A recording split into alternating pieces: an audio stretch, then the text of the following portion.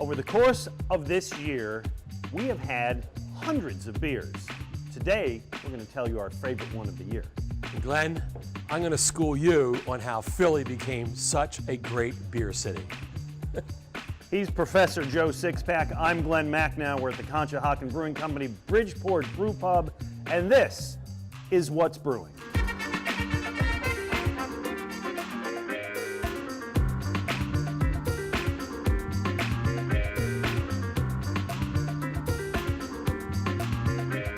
What's Brewing?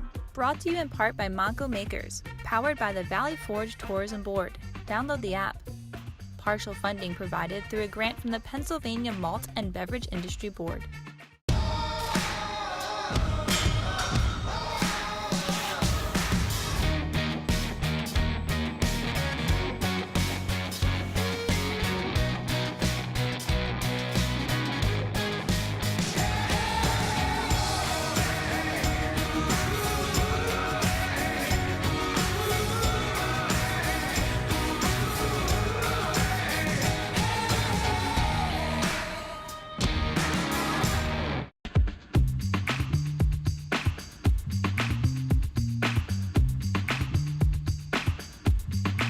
Hi, welcome to What's Brewing. He's Joe Sixpack, noted beer authority. I'm Glen Macnow. We are at the Conshohocken Brewing Company, Bridgeport Brew Pub. It's our season finale. We'll tell you about our upcoming plans in a little bit. But we've had a blast doing the show. We appreciate your support, and we will be coming back. So let us start, Joe Sixpack, by talking about our beer of the year. We've had a lot on this show. And we've had a lot of, yes, we have. Nice mid-morning IPA, never hurt you. And we've had a lot of great suggestions from our viewers for their favorite beer of the year. I want to run some of these by you and tell me which ones particularly struck you, all right? Absolutely. All right, these are the ones that our audience liked. Michael Drizzik said the Hop Along New England IPA from Love City Brewing. We had some Love City Brewing. We did, and actually the crew and I went and spent a day at Love City not long ago. They're making some really fine beers. Only been open for maybe about a year in the Northern Liberty section. I didn't have that one. I've had a lot of their beers, but not that one. All right, a lot of our listeners like Levante Brewing products. Kim said Lifestyle Blogger. Got some votes. Tired Hands Sustained Transient Self got some support. I haven't had this one, but I love the name of this. Saucony Beer Unicorns Driving Army Tanks. You try that one during the year? I've not. And Saucony Creek is making some really outstanding beers. They're up in a little bit north of the city, and they're really doing some different flavored beers. I think we had one of their pumpkin beers on during our episode. That was very good. And by the way, that Levante beer is a very nice one. Well, the Levante ones that also got mentioned, Cloudy and Cumbersome. And, great beer. And Glitter Parts. I'm sort of anxious to drink that one. I thought at first it was one of these new nouveau glitter beers. It is not. It's but it's a beer that they bring out every once in a while. So I'm going to track that one down. It sounds good. Beer of the year. Let's see. Jason Curran said 2SP. The Russian, I'm guessing it's an Imperial. That's a Russian Imperial Stout, 9% alcohol. Bob Barrar, the brewer there, famous for that beer. It's outstanding. And Bob also makes the Wawa Winter Reserve, which we tried recently. Exactly. And enjoyed that. I'll just give you a couple of other ones. Tonewood, which a brewery I've never been to over in Jersey, Linwood, New Jersey. Somebody said the Tonewood Fuego, the Tonewood Poolside Lager, Cape May Coastal Evacuation, Cape May Brewery's King Porter Stomp. Dogfish Head got a couple of votes, mostly for the 60-minute IPA. Which is pretty much a standard. Tonewood, outstanding, excellent brewery. They really make beers that feel finished. They're really well made, and they've started distributing in Philadelphia now. Oh, nice. So. Okay. Well, our Conshohocken Brewing Company Blood Money IPA got a couple of votes. River Horse Brew, Jesus That's Sour. Well, I think that speaks for itself. Okay. They're doing some interesting beers. I know they were doing some barrel aging up there with Jameson's whiskey, as was Sly Fox, and that's an interesting little trend that's been going on. All right. Other support for Old Dominion Brewing. They have one called Candy. Double Nickel Vienna Lager. We've had some Double Nickel. Victory Beer Summer Love, always a great one. and Free Will Cloudy with a chance of charcuterie. Yes, yes. Don't know that one. We were just there, but they did not have it on tap when we were there, I don't believe. But I love the name of that one too. So. All right, so all good, and what's nice is people are really involved in trying new stuff. Let's discuss our favorite beers of the year. You brought me yours. I did, and we mentioned 2SP a moment ago, and specifically that's Russian. I brought Baby Bob. Uh-huh. Love the can. This is their stout. Now, Glenn, the Russian Imperial Stout, big beer. The one that really did get all that hype was that Wawa beer, another stout. But to me, this is a fundamentally excellent beer that you can drink a lot of. It's only 5% alcohol. It's really what I think. A Russian Imperial Stout only 5% No, alcohol? this is not a Russian Imperial Stout. Okay. It's actually based on that recipe. As it said, it's called Baby Bob. It's the baby brother of that Russian Imperial Stout. I'm in. Let's do it. So let me pour you some of this. It's a nice dark beer, and this is a beer I think that you could Great drink color, great anytime. head. It's not going to knock you on your butt after one. Definitely, I mean, that's a Russian Imperial kind of nose to it. It does. Sure. It's really roasty, really roasty. So. Oh, that's a really nice beer. And you tell me this is 5%? Yes, it's 5%. Oh, I'm sorry, it's 6%. I lied. Nonetheless. So it's something that you can drink a little bit more of. To me, I like that. it's not like one of those stouts with all the different flavors. This is what a stout should I taste could like. do like an IV of that at 6%. There you go. All right, you know I'm a New England IPA guy. That's Yes. my favorite brand of beer, and you and I had this during the show. This is the Funk Silent Disco New England IPA out of Emmaus. It checks in at 6.8%. Right, so it's kind of middle of the road, I think. Yeah, for a an IPA, it's about right on, I think. It's got that great hazy look to it, which you get out of the Yeah. IPAs. Nice citrus I flavor. know you're a sucker for these hazy I love IPAs. them, man. I got to tell you, this is where I am right now. Beautiful on a beer. aroma. Beautiful aroma. Oh, that's great. I can see why you're attracted I'm to in this. like a lemon grove here, you know? Yeah. This is really good. But it's also got a really nice body to it. It's not just about, it's not like a hop tea. It's actually got a nice malt body to it, or at least a body of some sort. I'm not sure where it's coming from. But to me, it's a really nice pick for your beer of the year. There you go. Good work by you. Fine work by me, too. Now, let's wrap up this segment. All through the season, we've been doing our IPA Brew Down, the best IPA made in Pennsylvania. We started with 16. We're at the finals. Yes, we are. We matched up. Well, we had breweries from across the country, but we matched up one from Central Pennsylvania and one from Philadelphia. Central Pennsylvania was the Trogs Nimble Giant IPA, and from Philly we had the Yards Cape of Good Hope IPA. Both outstanding beers, and I'm happy to announce that it was the Trogs Nimble Giant that won. A little bit of an upset, I think. Maybe a little bit because we have so many people, Philly viewers, but people really saw that beer as an outstanding one. Here's the bad news. You can't get it right now. Oh, no. It won't be back out until later in 2019. It's one of those seasonal IPAs, just as the Yards Cape of Good Hope is too. So I encourage viewers to get both of those beers and match them up themselves, but you'll have to remember to do it. Maybe we'll remind them when it's back out. We will remind them in a future episode. All right, well, we've mentioned a lot of beers. We've mentioned a lot of breweries. How'd we get here? Coming back, Professor Joe Sixpack explains it all on What's Brewing. Why walk when you can fly?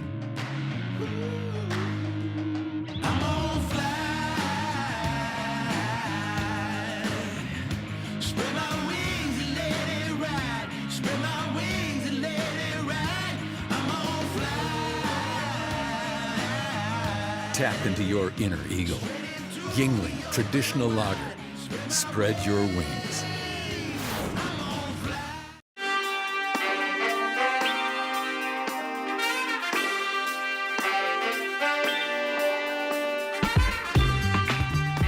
Welcome back to What's Brewing. I'm Glen Macnow with the Conshohocken Brewing Company, Bridgeport Brew Pub, one of more than 100 great breweries in this area. It has grown amazingly over the years, and here to explain it all, Professor Joe Sixpack. Okay, Prof? we're going to move through this quickly, and remember there's going to be a test at the end. Oh, geez, nobody told me there'd be math. All right, so The history of Philly beer in a nutshell begins with the Barbarian years, 1933, end of Prohibition. Breweries were just starting to reopen. Bad scene in Philadelphia, and a few of them made it into the 50s, like Asslinger's and Ortlieb's and the Valley Forge. You probably remember some of these breweries. Ortlieb, sure. Gretz, did they become the distributor? Yes, they did, actually. So we had a number of those, but they were all going out of business because of competition from the big guys, including this guy. Oh, the devil. Evil, exactly. They were, thanks to mass transportation, advertising, they could control beer across the nation. All right, so little guys getting crushed in the 70s. Few left over that beer geeks in Philly would have looked for. Prior Double Dark, one of my favorites. So those are the Barbarian years. Yinglings. Oh, he's Still there, right, absolutely. Still good. All right, so thankfully we had these guys come along, the saviors. Oh. This guy, Fritz Maytag, young Fritz Maytag out in San Francisco. Fritz started the restarted the Anchor Brewery in the mid 60s. This guy, this is one of the little known heroes in beer. Jack McAuliffe, he opened up the first, what we would call a craft brewery today, microbrewery, back in the 70s. Where was this? That was in California. Okay. New Albion. And finally, these three guys. These guys are heroes. Is that Alan Cranston? That's Alan Cranston, Senator? exactly. Great call. And the other guy there is William Steiger. He was a U.S. rep out in Washington. These two guys authored what became known as the Home Brewing Bill that was passed in 1978 and signed by this man. Oh, Jimmy Carter, thank you. So, you know, home a couple brewing. peanuts with the beer, maybe in honor of Jimmy Carter, is not a bad thing. Exactly. All right, so the late 70s, we see the genesis. Exactly. With a small brewery, brand new brewery local, and now you can do home brewing legally. Okay. Home brewing leads to the pioneers. Home brewers start making their own beer and with really good, interesting flavors. This guy, Charlie Papazian, one of the fantastic people in the beer world. I love his saying there, buy a man a beer and he wastes an hour, teach a man to brew and he wastes a lifetime. So, most of the country, in the West, we start seeing all these new small breweries opening up. In the East, we have a few small breweries opening up, but the model seems to be instead contract brewing. The Lion Brewery becomes a contract brewery up in Wilkes-Barre. So we had brands like Tun Tavern and Dock Street. They start brewing there. Meanwhile, the last original Philadelphia brewery, Schmidt's, out of business in 1987. It's a crime. It was. But within a year, two great things happened. Carol Stout, small picture there. Carol Stout opens up Stouts out in Adamstown, and Sam Adams opens up a brew pub in Center City. Great period. Meanwhile, in the city, beer drinkers are finding that they can find these other interesting beers in some of the brand new, or rather in some of the great beer bars that are becoming more like beer Khyber bars. Pass, love Khyber Pass. One of my favorite places. Great place. Second oldest bar in the city. Bacon popcorn there, phenomenal. Yes, it is. It is. Okay, and then the infamous Michael Wait Jackson. a second. That Michael Jackson? Sorry.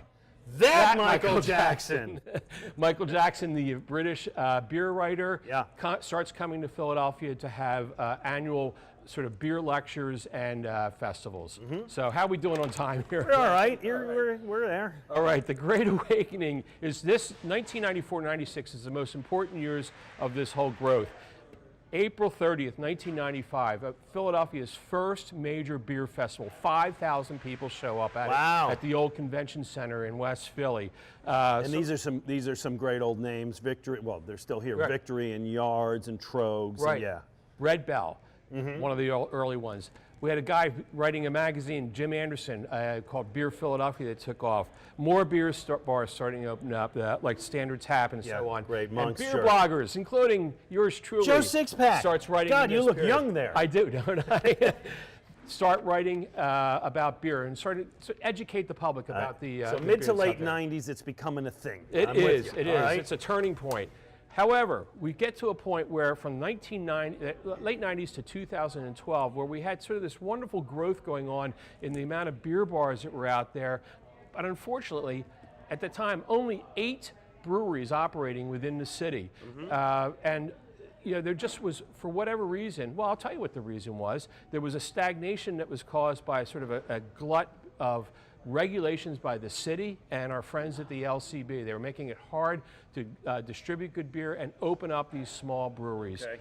Meanwhile, Philly Beer Week gets formed in 2008. Thank you for that. You're welcome. And so there's like a clash between regulation and then recognizing that beer is growing and we want to promote it as a city asset for tourism. All right, so we got some growing pains, but there's definitely the genesis of something good. Yes, All exactly. right. There's good beer there. All right, and finally, we're going to go down, skip right ahead to the Gold Rush. In 2012, New Jersey makes it easier for breweries to start selling the beer directly to the public. Good. Big Someday move. they'll actually let them sell food, too. 2013, I know you're a big fan of canned beer. This is an important time. These mobile canning units start showing up in Philadelphia, and it makes it easier for small breweries to reach out to more people. Use them here at Conshohocken Brewing Company, yep. 2015, Pennsylvania approves the G license, which is similar to New Jersey's, where you can sell directly to the tap room, and we're starting to see it easier to open up breweries and tap rooms.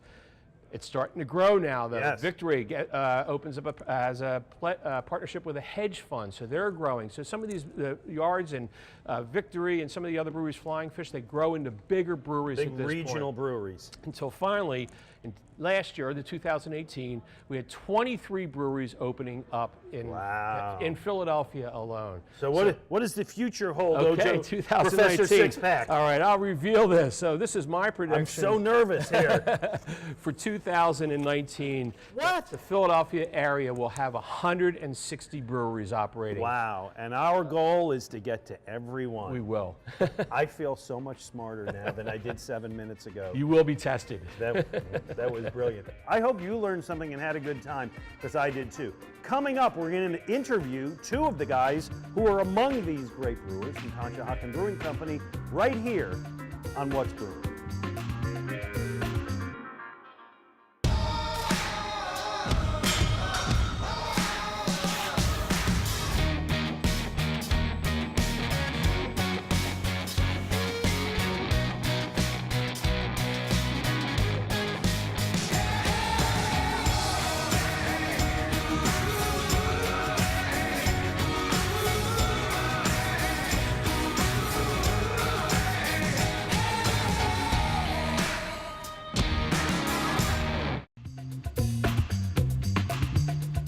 Welcome back to What's Brewing. We're at the Bridgeport Brew Pub by Conshohocken Brewing Company, Joe Sixpack. I'm Glen Macnow. We're here with the two guys who really, let's be honest, make this place work. Andrew Horn is the Director of Brewing Operations. Gordon Grubb is, and I love this title, Lead Creative Experimental R&D. Did I get it all in there? I think so, yeah. All right, and Gord, what that means is that you get to help design really interesting beers like this one that I'm about to try. What is this? This is a beer brewed with grape must, which is crushed grapes that would be used for wine with the skins and the stems still attached.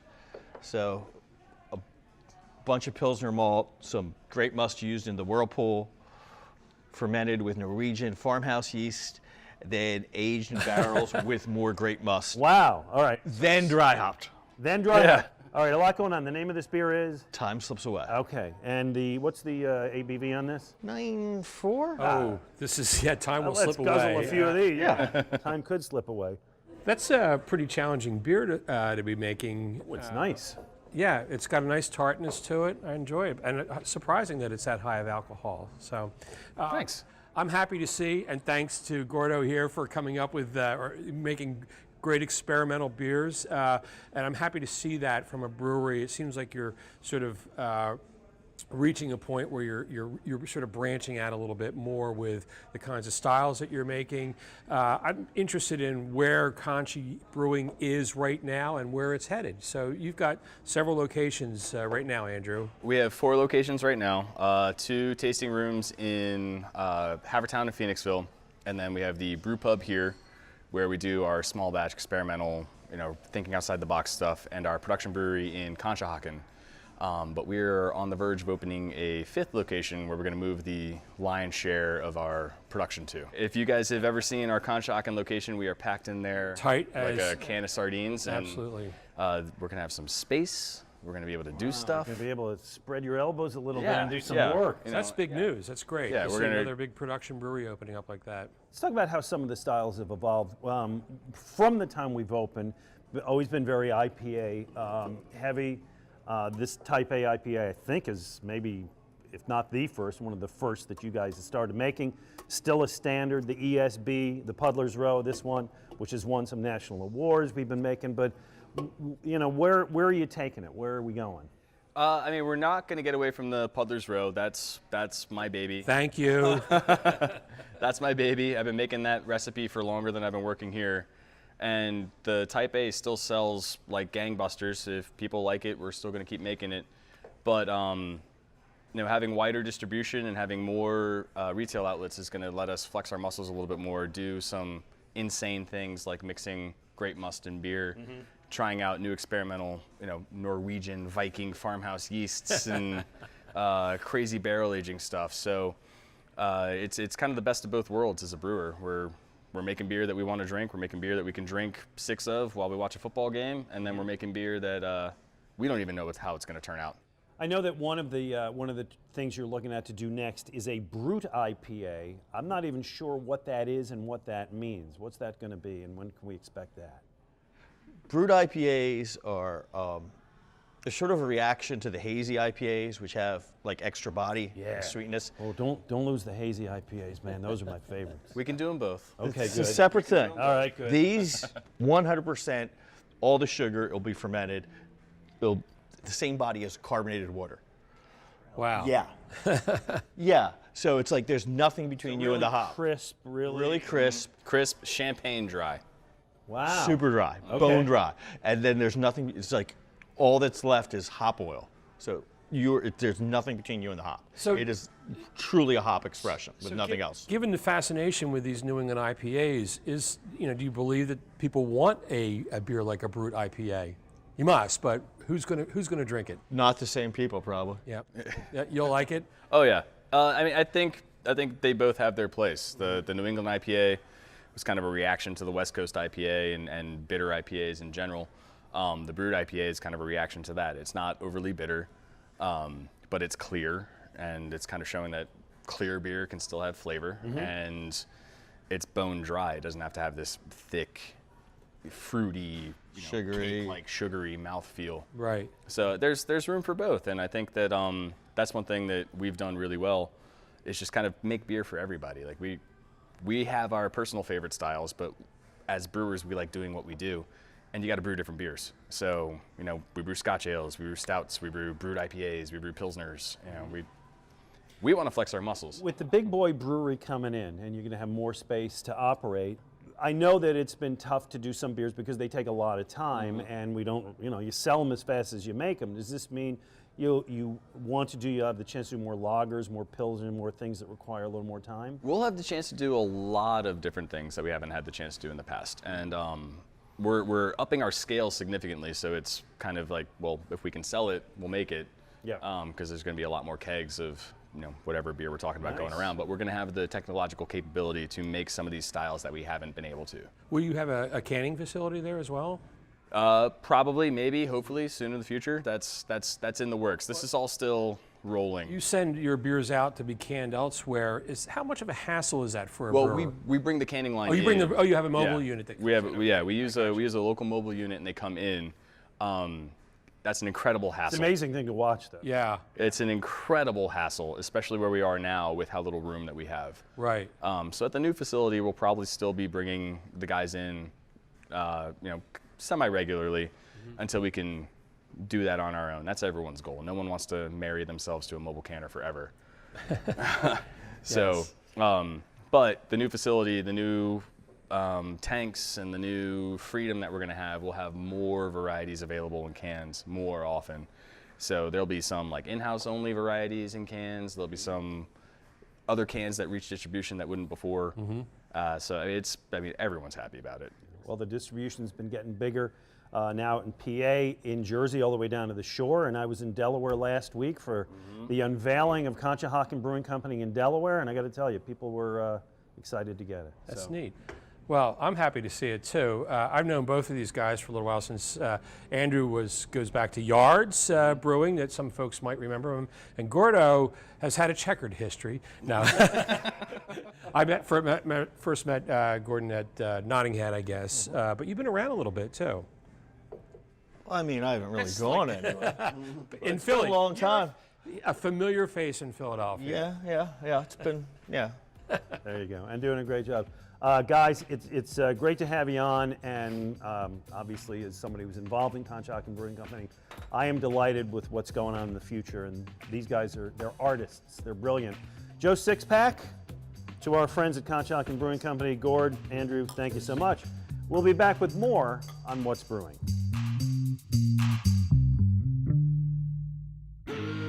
Why walk when you can fly?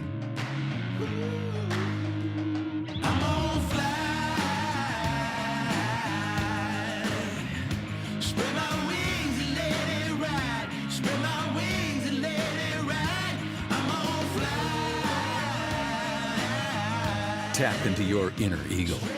Yingling Traditional Lager. Spread your wings.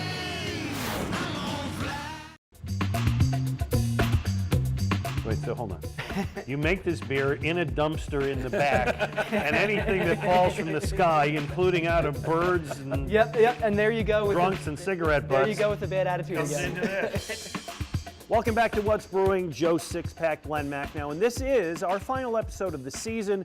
Going to take a little hiatus. I presume yours is going to be, what, drinking beer? I might dry out a little bit, but we'll see. Okay, well, we're going to be looking for new fun beers and new spots, and we're going to be back in March, so keep an eye out for that. Meanwhile, we want to tell, if you've missed any of our episodes or just want to see them again, you can go to YouTube, go to What's Brewing PA, and you can see all of the great shows we've done, plus some extended interviews as well. Absolutely. I'm going to recheck them all too, because I want to see if I learn anything about this whole business of television. There you go. And then finally, we really want to thank our audience for hanging in with us and watching us. And we're going to leave you with some of the highlights from our first season of What's Brewing PA. So you're going to have hot foam on the top and cold beer underneath. And you've done this. No. Okay. So we got the heat up to like 85 degrees. People come with their board shorts and bikinis, and then we do a release, Pleasure Island. Write that down. We're coming back. Come on, Glenn. Give the man a break. I would say local is very important to us because that's part of how we've survived, was the local support from the community. And I think we benefit from people being interested in drinking something that's made in their backyard. What the hell are you wearing, my boy? What do you think of these babies? Mrs. Sixpack loves these. Oh, I'm sure she does. Look. Coming up, you'll learn more about the #1 rated beer pub in America. You take a hardcore anti-pumpkin stance. Yes. But you have made a beer that literally has Christmas trees in it. Yes. Okay, well, that's consistent. We like being traditional. Oh, this is cool. Hold on. Let me see if let's get this on camera. There you go. Can you see the 3D effect at all? The funny thing is, you said you've seen this ad and never noticed it. Yeah. It says bottoms up. Do you see anything there, Joe Sixpack? I'm obtuse, okay, but now I do. Now that you pointed it out to me. I'm going to show you a town with more breweries per square foot than anywhere else in America. Oh, man. You taste that beer? What's Brewing? Brought to you in part by Monco Makers, powered by the Valley Forge Tourism Board. Download the app. Partial funding provided through a grant from the Pennsylvania Malt and Beverage Industry Board.